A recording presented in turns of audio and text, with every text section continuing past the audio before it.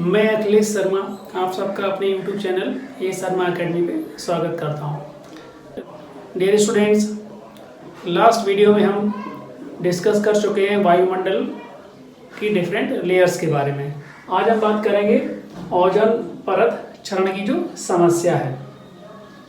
तो सबसे पहले हमें जानते हैं कि ओजोन क्या होती है। तो ओजोन यह एक हल्के पीले नीले रंग की तीव्र गंध वाली और उच्च प्रतिक्रिया करने वाली विषैली गैस है जो ऑक्सीजन का अपर रूप होती है। ऑक्सीजन का आपका फॉर्मूला होता है O2 और इसका फॉर्मूला होता है O3। और हम अगर बात करें कि ओजोन लेयर कैसे बनती है, तो ऑक्सीजन के ऊपर सूर्य के प्रकाश की क्रिया के फलस्वरूप ओजोन लेयर या ओजोन गैस बनती है। ओजोन लेयर का कार्य क्या है? तो सूर्य के प्रकाश में जो पराबैंगनी किरणें या जिनको हम अल्ट्रावायलेट रेज भी कहते हैं का लगभग 93 से लेकर 99% का अवशोषण ओजोन लेयर के द्वारा किया जाता है और अवरक्त किरणों को यह पृथ्वी पर आने देती है, जो पृथ्वी को गर्म करने के लिए बहुत जरूरी है। यहाँ पर ये डायग्राम दिया है, इसको देख लें थोड़ा सा। देखिए यहाँ पर ये आपकी पृथ्वी की सतह है। उसके बाद जैसे कि लास्ट वीडियो में हमने डिस्कशन किया है, फर्स्ट वन क्या होता है? क्षोभ मंडल, जिसको हम लोग ट्रोपोस्फियर कहते हैं। उसके बाद समताप मंडल या stratosphere, then mesosphere, then ionosphere, then exosphere. ये उसका बताया था कि कितने से कितने किलोमीटर, जैसे कि पृथ्वी की सतह से 8 किलोमीटर इधर ध्रुवों पर और विषुवत रेखा पर 18 किलोमीटर तक इसकी ऊंचाई होती है। देन उसके बाद 18 से लेकर 50 किलोमीटर तक समताप मंडल, देन 80 किलोमीटर तक आपका मध्य मंडल, उसके बाद 640 किलोमीटर तक आयन मंडल और उसके बाद बहुमंडल। तो ये सूर्य से जब सनरेज या सनलाइट जब आती है तो उसमें जो पराबैंगनी किरणें होती हैं उसको ये समताप मंडल में ओजोन जो लेयर होती है उसका 93 से लेकर 99% अवशोषण ओजोन लेयर के द्वारा किया जाता है, जिससे ये हानिकारक विकिरण पृथ्वी पर नहीं आने देती और पृथ्वी पर सभी जीवधारियों की उससे सुरक्षा करती है। अगर हम इसकी बात करें कि इसका कितना परसेंट भाग समताप मंडल में, कितना परसेंट भाग क्षोभ मंडल में पाया जाता है, तो देख सकते हैं कि ओजोन लेयर का 90% भाग समताप मंडल में और 10% भाग आपका ये क्षोभ मंडल में पाया जाता है, जो यहाँ पर ग्रीन हाउस इफेक्ट की तरह कार्य करता है। यहाँ पर देखिए ओजोन लेयर की मोटाई अगर हम बात करें तो यहाँ पर ये ध्रुवों के ऊपर और इधर ये आपका ये विषुवत रेखा के ऊपर। इसको अभी थोड़ा सा और डिटेल में एक्सप्लेन करते हैं कि कितने किलोमीटर के बीच एक्चुअली ओजोन लेयर पाई जाती है। यस डियर स्टूडेंट्स, देखिए अब अगर हम बात करें कि ओजोन लेयर फाइनली कहाँ पर स्थित है, तो ओजोन लेयर आपका ये समताप मंडल में या स्ट्रेटोस्फियर में। लेकिन अगर हम थोड़ा और डिटेल में देखें तो समुद्री सतह से 60 किलोमीटर की ऊंचाई तक ओजोन लेयर पाई जाती है और ओजोन की अधिकतम सांद्रता की अगर हम बात करें तो पृथ्वी की सतह से लेके 20 से लेके 50 किलोमीटर तक के बीच में इसकी अधिकतम सांद्रता होती है। और ओजोन की सर्वाधिक मात्रा की अगर हम बात करें तो ये 20 से लेके 25 किलोमीटर की ऊंचाई पर ये ओजोन लेयर की सर्वाधिक मात्रा ये होती है। और देखा जाए तो वायुमंडल में जो ओजोन है वो बहुत कम मात्रा में है। अगर वायुमंडल में जितनी भी ओजोन है और अगर उसको पृथ्वी पर लाकर बराबर मात्रा में फैला दिया जाए तो उसकी परत करीब 3 मिलीमीटर की होगी। ओजोन लेयर सूर्य का जो प्रकाश होता है उसमें से 280 से लेकर 320 नैनोमीटर की तरंग दैर्ध्य वाले सूर्य के हानिकारक पराबैंगनी प्रकाश को पृथ्वी से आने पर रोकती है। ये इसका मुख्य कार्य है। नेक्स्ट हम देखते हैं कि ओजोन लेयर की खोज किसने की थी। तो सन 1913 में चार्ल्स फैब्रे एंड हेनरी बुशन ने इसकी खोज की थी। नेक्स्ट हम बात करते हैं ओजोन लेयर की मोटाई, यानी ओजोन लेयर की मोटाई किस तरीके से और किस यूनिट में मापी जाती है। तो ओजोन लेयर की मोटाई डॉप्सन यूनिट में मापी जाती है। अभी डॉप्सन यूनिट क्यों मापी जाती है? तो GMB डॉप्सन जो एक ब्रिटिश वैज्ञानिक थे, इन्होंने स्पेक्ट्रोफोटोमीटर बनाया जिसका उपयोग ओजोन लेयर की मोटाई नापने में किया जाता है, इसलिए इसको द डॉप्सन मीटर भी कहते हैं और ये नाम इन्हीं के नाम के सम्मान में इसको दिया गया है। बसंत ऋतु में मोटाई सबसे अधिक होती है और वर्षा ऋतु में कम होती है।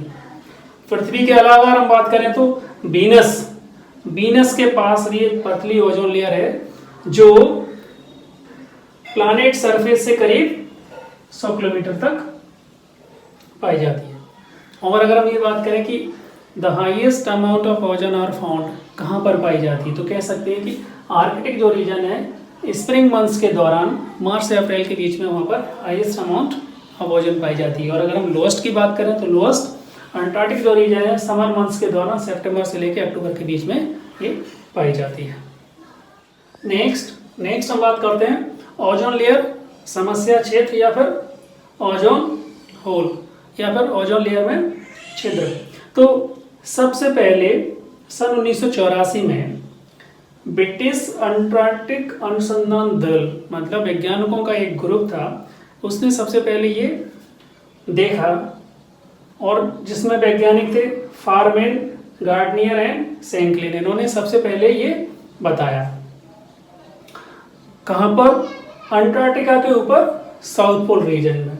और सन 1984 तक ओजोन लेयर करीब वहाँ पर 30% का नुकसान हो गया था और सन 1987 तक आते आते करीब 50% ओजोन लेयर का वहाँ पर डैमेज हो गया था।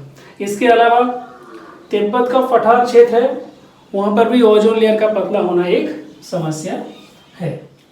सो नेक्स्ट हम बात करते हैं ओजोन लेयर का पतला होना और इसका मुख्य कारण। और अगर इसके मुख्य कारण की बात करें तो CFC या जिसको हम लोग क्लोरोफ्लोरोकार्बन भी कहते हैं, यह एक्चुअली एक मानव निर्मित रासायनिक समूह है जो क्लोरीन, फ्लोरीन और कार्बन से मिलकर बना होता है। इसकी खोज 1920 में की गई और 1960 तक इसका उपयोग जस्ट होता रहा, लेकिन 1960 के बाद इसका उपयोग एकाएक बढ़ गया, मेनली कहाँ पर, यूरोप और अमेरिका में।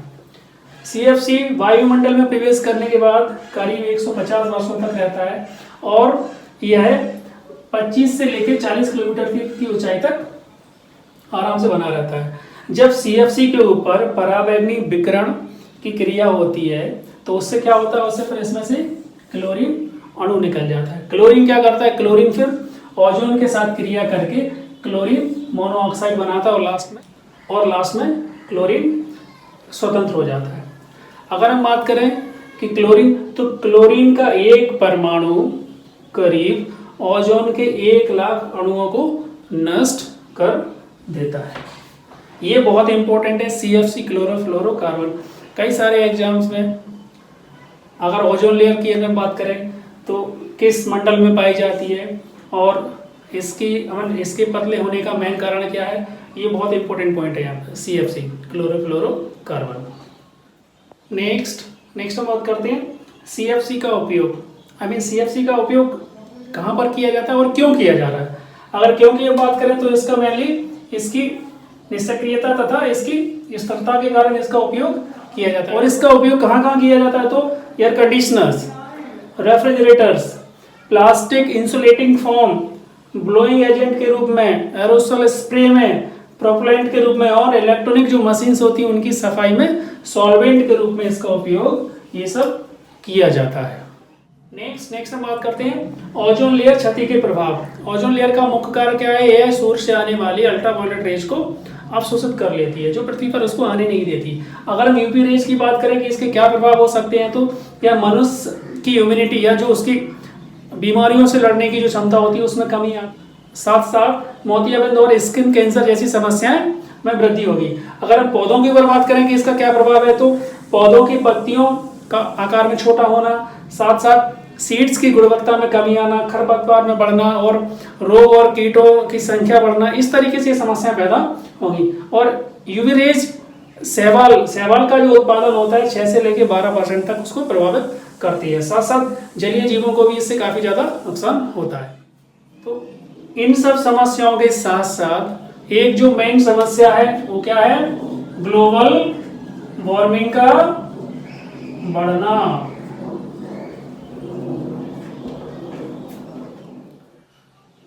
सो डियर स्टूडेंट्स, नेक्स्ट देखिए, ओजोन लेयर संरक्षण के प्रयास। दैट मीन्स ओजोन लेयर को बचाने के लिए क्या क्या प्रयास किए गए। प्रथम प्रयास सन 1985 में वियना, जो कहाँ पर है, ऑस्ट्रेलिया की कैपिटल प्लेस है, Vienna convention for the protection of the ozone layer, ये हुआ। और ये कब से प्रभावी हुआ? ये प्रभावी हुआ था सन 1988 से।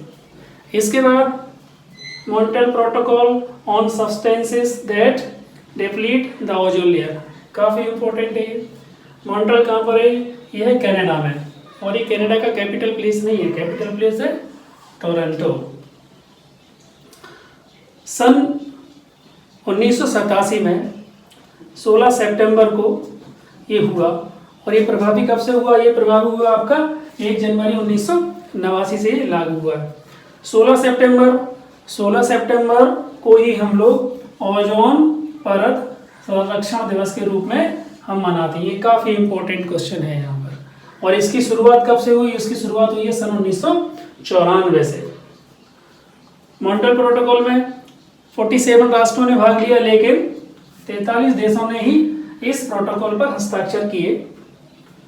और यहाँ पर यह निश्चित किया गया कि CFC का जो स्तर है उसको हम लोग 1986 के लेवल पर लाएंगे, और सन 1998 तक उसका उपयोग आधा कर लिया जाएगा, तथा वर्ष 2000 तक CFC पर टोटल प्रतिबंध लगा दिया जाएगा। और इस प्रोटोकॉल में ओजोन लेयर को नुकसान पहुंचाने वाले केमिकल्स की पहचान की गई, जिसमें से 2 mainly, first one CFC, second one Helens, जिसका उपयोग क्या किया जाता है? अग्निशमन के में प्रयुक्त होता है, यहाँ पर आग बुझाने वाले यंत्र में ये प्रयोग किया जाता है। और यहाँ पर ये डिसाइड किया गया कि ओजोन लेयर को जितना भी डैमेज हुआ है उसको पूरा करने के लिए कम से कम 50 वर्ष का समय चाहिए। इसके बाद 2 संशोधन और हुए जो काफी ज्यादा इंपॉर्टेंट है। फर्स्ट वन हुआ आपका ये लंदन संशोधन, ये सन 1990 में, और ये लंदन कहाँ पर? ये इंग्लैंड का कैपिटल प्लेस होता है। सेकेंड वन 1992 में कोपेनहेगन संशोधन, ये कहाँ पर है? ये डेनमार्क की राजधानी है। राजधानी मैंने इसलिए बता दी क्योंकि एग्जाम में कई बार कैपिटल प्लेस भी पूछ लेते हैं। सो डियर स्टूडेंट्स, लास्ट में हम लोग जैसे कि उस टॉपिक से रिलेटेड क्वेश्चन डिस्कस करते हैं, तो ये ओजोन और ओजोन लेयर से रिलेटेड जो भी क्वेश्चन अभी तक एग्जाम्स में पूछे गए हैं उनकी बात करते हैं। तो पहला ये क्वेश्चन है कि ओजोन होल का सर्वाधिक निर्माण किस क्षेत्र में है? तो उस कंडीशन में आपका आंसर है अंटार्कटिका के ऊपर। हम लोगों ने ऑलरेडी डिस्कशन किया हुआ है। सेकेंड है मॉन्ट्रियल प्रोटोकॉल किससे संबंधित है? तो अभी हमने पढ़ा है ओजोन लेयर के संरक्षण से संबंधित। पृथ्वी से टकराने वाला पराबैंगनी विकिरण किसके अपचय का कारण होता है? ये भी हम लोगों ने डिस्कशन किया है कि पराबैंगनी विकिरण से क्या होता है। सूर्य के प्रकाश में जो पराबैंगनी विकिरण होता है वो CFC से क्रिया करके और इन द लास्ट ओजोन लेयर को नुकसान पहुंचाता है। ओजोन क्षीणता का प्रत्यक्ष प्रभाव तो क्लाइमेट चेंज या फिर जलवायु परिवर्तन। डॉप्सन इकाई का प्रयोग ओजोन लेयर की मोटाई को मापने में किया जाता है। ये अभी हम लोगों ने डिस्कशन किया था कि GMB डॉप्सन ने वो जो मीटर बनाया था उसको डॉप्सन मीटर भी कहते हैं। इस चित्र के बनने का संभावित कारण, एक क्वेश्चन है वो इसी से रिलेटेड है। इस छिद्र के बनने का संभावित कारण, तो पहला है आपका CFC देन समताप मंडलीय बादलों की उपस्थिति, और ओजोन लेयर पाई जाती है समताप मंडल में या फिर स्ट्रेटोस्फीयर में। स्टूडेंट्स, समताप मंडल, क्षोभ मंडल, मध्य मंडल, आयन मंडल, वायुमंडल, सबके आपको इंग्लिश में नाम जरूर याद करने हैं, क्योंकि एग्जाम में कई बार अगर यही पूछ लिया गया कि स्ट्रेटोस्फीयर, तो उस कंडीशन में आप कंफ्यूज हो जाओगे और आंसर गलत हो सकता है। तो ये हिंदी और इंग्लिश दोनों नाम आपको पता होना चाहिए।